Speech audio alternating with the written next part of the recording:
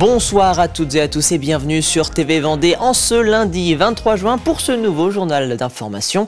Voici les titres de cette édition. Nous ferons le point ensemble sur les résultats de la dernière enquête du BMO réalisée par France Travail, une étude sur les besoins en main-d'œuvre. Alors dans quelle région de Vendée a-t-on prévu de recruter le plus et dans quel secteur? Les réponses dans ce journal. Ils n'ont pas encore l'âge de conduire une voiture et pourtant ces élèves de primaire du Martinet ont pu bénéficier d'une journée de sensibilisation à la sécurité routière, des ateliers dispensés non pas par des adultes mais par des lycéens futurs conducteurs. Enfin, les amateurs de cyclisme sur route de la France entière seront réunis ce week-end aux Herbiers pour les championnats de France qui auront lieu de jeudi à dimanche. Nous avons suivi les pensionnaires des teams Total Energy et Vendée U dans leur préparation à l'épreuve du contre-la-montre prévue en ouverture. Commençons donc cette édition en parlant emploi, avec cette enquête annuelle réalisée par les équipes de France Travail, une enquête qui concerne les besoins en main-d'œuvre pour 2025. Les entreprises du territoire ont été notamment interrogées sur leur intention d'embauche pour les mois à venir, et en Vendée, ces dernières sont en baisse depuis maintenant 3 ans. Alors, à quoi s'attendre pour 2025? Les réponses avec Mathéo Fromy. Cette année, comme les deux précédentes, est marquée par une baisse des intentions d'embauche. 36 000, c'est 4 000 de moins que l'année dernière. Et parmi les facteurs qui expliquent cette baisse, certains sont bien spécifiques. On sait que pour les recrutements saisonniers, la météo sur le département va jouer beaucoup. Là, on a un très beau temps et on se dit que c'est très bon pour l'emploi saisonnier. Donc c'est un contexte géopolitique qui est sans doute incertain pour les entreprises et qui ne les invite pas à se projeter à long terme. Malgré cette baisse, le département de la Vendée conserve sa dynamique de recrutement, l'une des plus hautes de la région, avec une tendance très importante dans certains domaines. On a des secteurs qui se démarquent un peu, surtout sur les intentions d'embauche, je dirais pérennes. Tout ce qui va tourner autour de la santé et du service à la personne notamment. Et puis on a aussi, qui est aussi typiquement dû au territoire de la Vendée, des intentions d'embauche saisonnières. On est à peu près aujourd'hui à plus de 56% d'emplois pérennes. Donc voilà, le reste plutôt en emploi saisonnier. Dans cette enquête, le département a été divisé en 5 zones et parmi celles-ci, le Sud qui connaît une véritable difficulté dans les intentions de recrutement. On va recruter partout, mais là c'est vrai que le Sud du département, cette année, se détache avec une part des intentions anticipées comme difficiles très importante par les entreprises. Et ça, c'est quelque chose de nouveau. Mais parce que aussi, je pense qu'il y a une reprise économique sur le Sud Vendée, un peu plus importante que d'habitude. On a des projets qui arrivent sur le Sud Vendée et une population qu'il faudra amener vers l'emploi, qu'il faudra former de plus en plus. L'objectif est maintenant de mener à bien ces intentions d'embauche, qu'elles se concrétisent et de pouvoir répondre aux besoins de recrutement de toutes les entreprises de la Vendée. Direction La Châtaigneraie maintenant, où le centre hospitalier des collines vendéennes vient tout juste d'inaugurer la rénovation d'une partie de son plateau technique avec l'installation d'une balnéothérapie. Un outil important notamment dans le suivi médical de patients en rééducation qui pourront désormais en bénéficier. Le précédent équipement datait de la création du centre hospitalier dans les années 80. On est à 32 degrés pour justement favoriser une détente, une vasodilatation, etc. Ça permet aussi de pratiquer des mobilisations qui peuvent paraître un petit peu douloureuses à l'extérieur de l'eau, en termes d'amplitude articulaire, etc. Ça permet aussi d'avoir une prise en charge plus précoce pour des gens qui n'ont pas droit à l'appui encore en charge normale. Ce qui permet de les verticaliser dans l'eau, puisque dans l'eau, on ne fait pas son poids, on est quand même à 20% de notre poids, donc ce qui permet quand même d'avoir un appui. Et donc ça permet, pendant le laps de temps où la patiente n'a pas le droit de marcher à l'extérieur, de conserver quand même un schéma de marche. Donc oui, c'est un plus, vraiment. Puis on a cette chance, nous, de l'avoir, parce que ce n'est pas le cas partout. Alors que la fin d'année officielle pour les étudiants approche à grands pas. Elle est d'ailleurs terminée pour une grande partie des collégiens et des lycéens non concernés par les examens. Au collège Auguste et Jean Renoir de La Roche-sur-Yon, les élèves ont pu participer le temps d'un après-midi à un marché des connaissances. Chaque élève a pu partager une partie de sa culture, de ses origines et de ses passions à ses camarades. Maroc, Sénégal, Algérie ou encore Égypte, l'objectif était de favoriser la prise de parole devant un auditoire puisque des parents étaient également présents. C'est important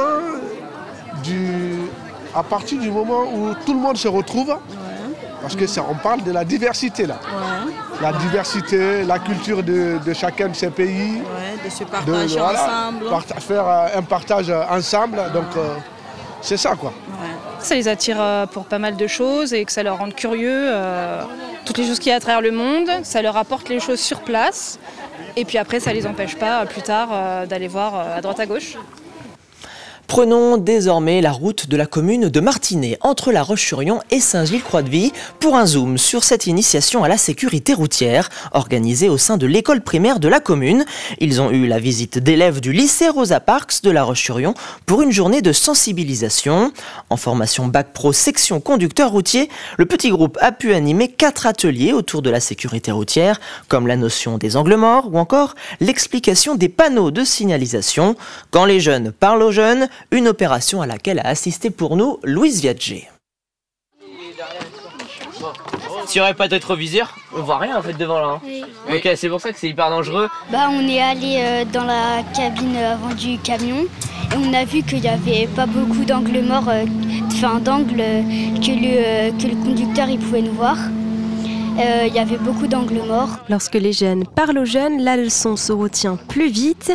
Des lycéens en bac pro conducteur routier ont animé 4 ateliers de sécurité routière auprès de ces élèves de primaire.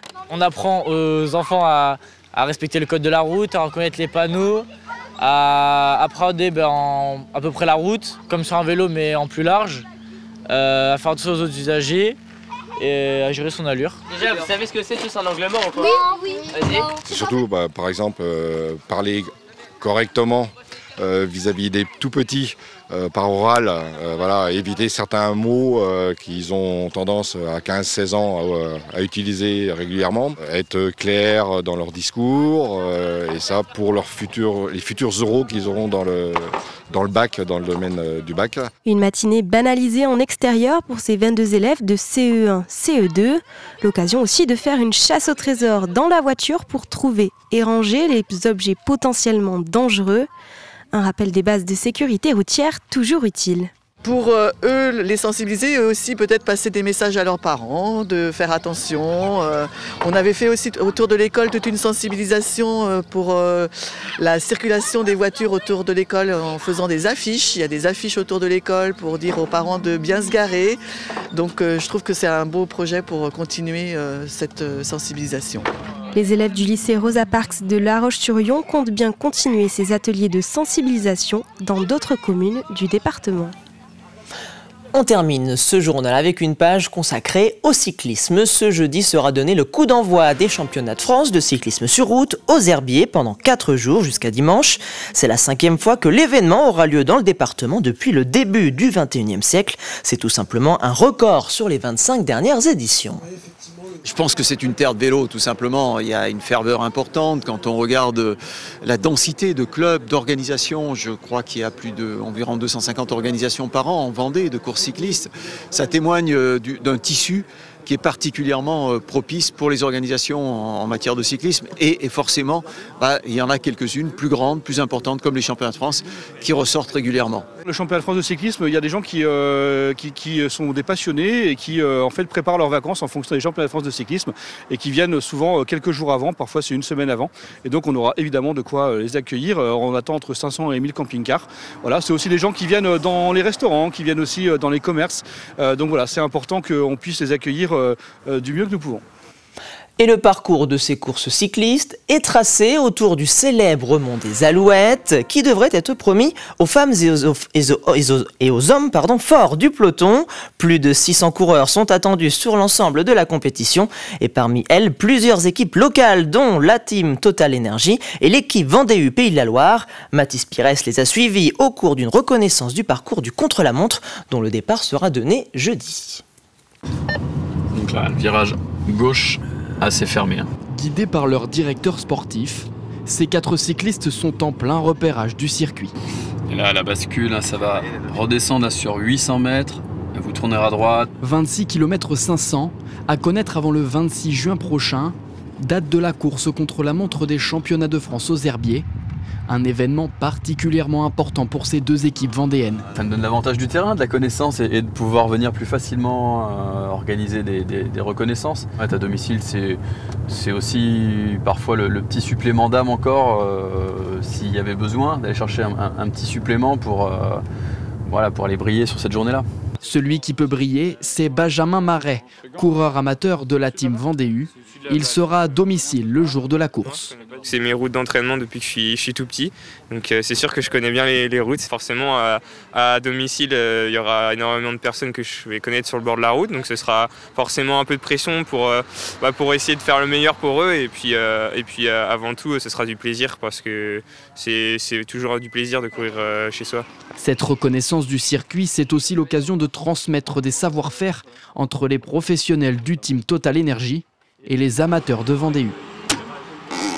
J'ai essayé de leur donner des petits conseils sur les braquets, quand il fallait reprendre de la vitesse. Et ouais, c'est toujours intéressant de leur donner des conseils. Et puis voilà, c'est quand même des jeunes qui vont peut-être passer professionnels dans les années à venir. Donc on essaie de les aider au maximum, et j'espère qu'ils feront aussi une belle course dans leur catégorie. Ouais. Le 26 juin prochain, sur la ligne de départ de la course contre la montre, 3 coureurs du team Total Energy et 2 de Vendée seront alignés.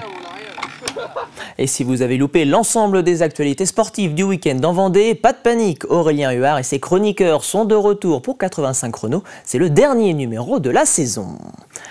Et c'est ainsi que se termine ce journal. On se quitte avec ces notes du Hellfest qui s'est déroulé en fin de semaine dernière. Plusieurs groupes vendéens ont pu y jouer devant près de 280 000 personnes venues sous ces fortes chaleurs. Très bonne soirée sur TV Vendée.